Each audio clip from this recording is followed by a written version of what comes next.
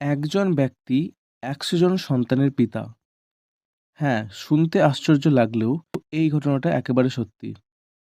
Recently SIR এর form fill up চলছে সারা দেশ জুড়ে। এই ফর্ম ফিল আপের জন্য ২০০২ সালের ভোটার তালিকার প্রয়োজন রয়েছে।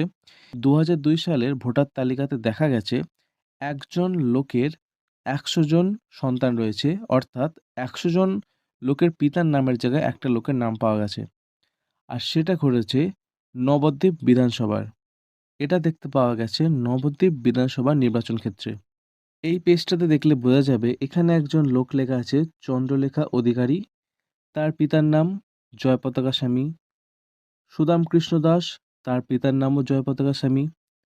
এমনকি রবিদ্যুতি, তার পিতার নামও জয়পতাকা স্বামী। নিতাই গুণমণি, তার পিতার নামও জয়পতাকা স্বামী। এখানে যে কটা লোক রয়েছে প্রত্যেকটার পিতার নামই জয়পতাকা স্বামী লেখা রয়েছে। শুধুমাত্র এইটুকু নয়, আমরা যদি পরের পেজটাতে যাই এখনো এখানে আমরা দেখতে পাবো সুদাম দাস, তার পিতার নামও জয়পতাকা স্বামী।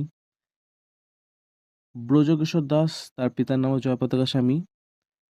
এখানে রয়েছে, আবার নিচেও রয়েছে জয়পতাকা স্বামী নামে অনেকগুলো।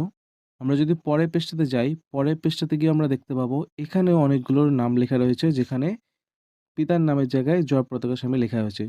তো এইভাবে আমরা দেখতে পেলাম যে